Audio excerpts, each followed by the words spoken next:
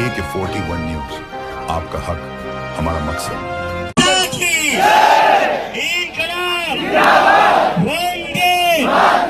जय जय जय जय जय भीम, जय जय जय जय जय भीम, छत्रपती शिवाजी महाराजांचा।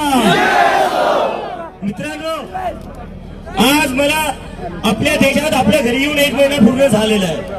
मागच्या 1 महिन्यापासून देशभरात फिरलो आणि मागच्या 16 दिवसापासून आम्ही जंतर मंतरवर बसलेलो आहे। कशासाठी बसलेलो आहे? कुणाचे वोट मागायला नाही बसलोय, कोणती पॉलिटिकल रॅली करायला नाही बसलोय।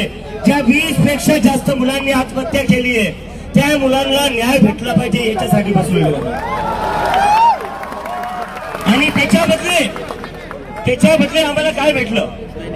महाराष्ट्राचे मुख्यमंत्री म्हणले हे लोक अराजक आहे, यांना संविधान माहिती नाही, संविधान हातात घेऊन चालतोय आणि सोबतच असणारे मुख्यमंत्री साहेबांना विचारायचंय, सकाळी 5 वाजता संविधानात पुढे लिहिलं होतं की शपथ घेऊ शकता। आणि भाजपचे जे प्रेसिडेंट आहे नितीन नबी, ते थोड्या दिवसाआधी बोलले की जे लोक जंतर मंतरवर आहेत ते कॉकरोच आहेत, ते व्हायरस आहेत आणि व्हायरसचा खात्मा आमचे कार्यकर्ता करतील। ते या देशात जेव्हा जेव्हा मुलं विद्यार्थी परीक्षेचा मुद्दा उठवतात, बेरोजगारीचा मुद्दा उठवतात, त्यांना हे सरकार व्हायरस म्हणून बघते। तर या सरकारला मला फक्त एकच सांगायचं, आम्ही व्हायरस नाही, आम्ही वॅक्सिन आहे। आम्ही व्हायरस नाहीये, व्हायरस तुम्ही लोक आहे ज्यांनी पूर्ण कीड लावून ठेवली या देशाच्या एज्युकेशन सिस्टमला।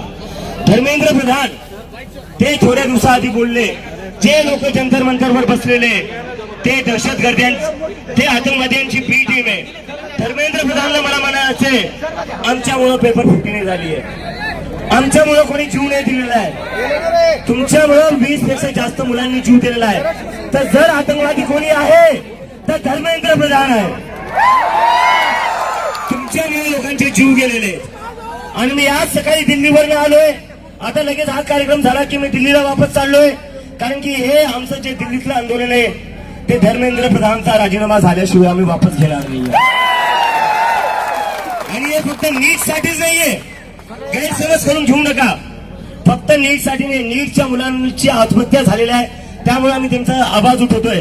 पण देशाची सगळी शिक्षण व्यवस्था एकंदरीत कोलांडली आहे, आपली पूर्ण कोलॅप्स झालेली आहे, ती सुधारवण्याची सुरुवात आहे।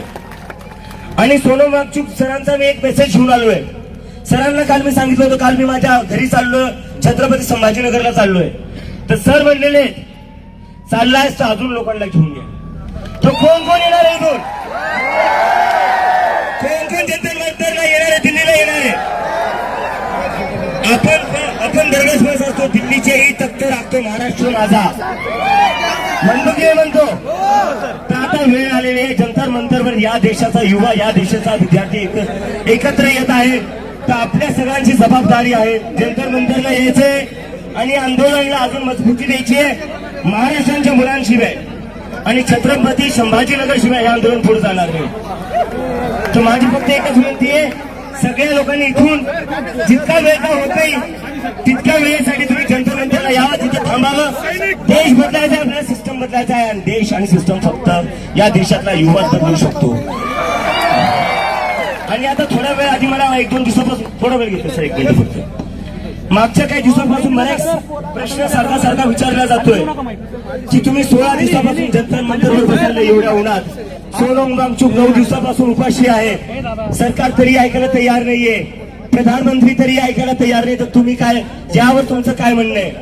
तर माझ्या मनात प्रश्न येतो, जर देशाचे प्रधानमंत्री आपलं नाही ऐकणार तर कोणाचं ऐकणार? डोनाल्ड ट्रम्पचं ऐकणार का?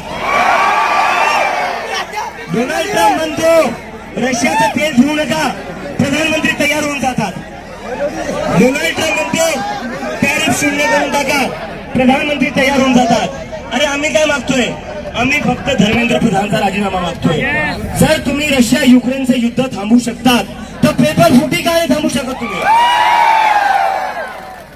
जर तुम्ही रशिया युक्रेनचं युद्ध थांबवू शकतात तर धर्मेंद्र प्रधानसारख्या छोट्या मंत्र्याचा राजीनामा का नाही घेऊ शकत तुम्ही? तर हे बोलून मी माझं बोलणं संपवतो आणि परत एकदा सांगा, कोण कोण जंतर मंतरला येणार आहे? नक्की आले पाहिजे मित्रांनो। छत्रपती संभाजीनगरचा मी आहे, जर तुम्ही इथून सोबत नाही आले तर आपल्या इज्जतीचा प्रश्न आहे आता.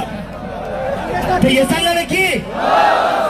आणि इथं जेवढे टीचर्स आहे, शिक्षक आहे, रोहित सर आहे, मी यांना इन्व्हाइट करतो, एकदा प्लीज तुम्ही सगळे जंतर मंतरला या आणि एकदा विद्यार्थ्यांसोबत उभा राहा.